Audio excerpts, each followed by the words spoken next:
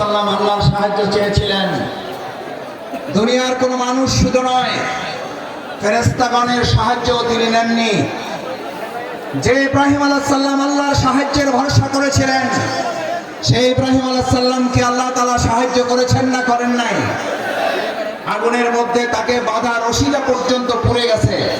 হযরত ইব্রাহিম আলাইহিস সালাম আগুনের স্পর্শ করা তো দূরের কথা, হযরত ইব্রাহিম আলাইহিস সালাম সেই সময় ওই সময়টুকু যা তিনি আগুনের মধ্যে অবস্থান করেছিলেন, সেই সময়টুকুকে বলা হয়ে থাকে তিনি তার জীবনের সবচেয়ে সুখী এবং আরামের জীবন যাপন করেছেন।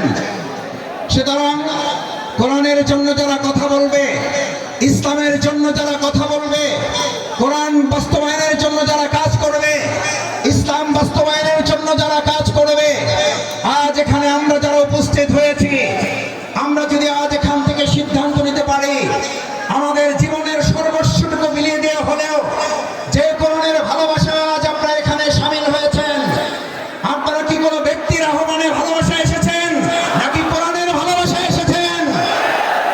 কিসের ভালোবাসা এসেছেন? এই কোরআনকে আগামী দিনের সংসদে যদি পাঠাতে হয়, তার জন্য আমাদের 2024 সালে জুলাই আগস্টের তরুণ যুবকেরা যারা জীবন বাজি রেখে উই ওয়ান্ট জাস্টিসের স্লোগান রেখেছিল, সেই উই ওয়ান্ট জাস্টিসের স্লোগান বাস্তবায়ন কি মানুষের তৈরি করা মতবাদ বাস্তবায়ন করতে পারবে নাকি কোরআন পারবে?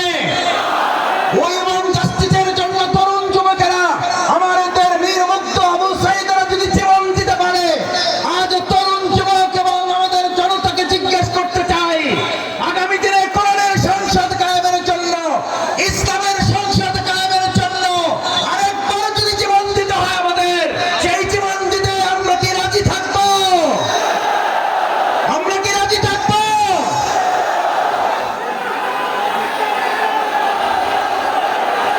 সম্মানিত ভাই এবং বন্ধুগণ, আল্লাহ সুবহানাহু ওয়া তাআলা মহাগ্রন্থ আল কোরআনে আমাদের জন্য উল্লেখ করেন, আল্লাহ তাআলা আমাদের জন্য উল্লেখ করেন, আফা হাসিবতুম আন্নামা খালাকনাকুম আবাসা ওয়া আন্নাকুম ইলাইনা লা তুরজাউন। আল্লাহ সুবহানাহু ওয়া তাআলা আমাদেরকে পৃথিবীতে প্রেরণ করে আমাদেরকে স্মরণ করিয়েছেন। তোমরা কি মনে করো যে তোমাদেরকে এমনিতেই অর্থহীন ভাবে, টার্গেটলেস, এইমলেস, গোল শূন্য, কোনো উদ্দেশ্যহীন ভাবে তোমাদেরকে আমি পৃথিবী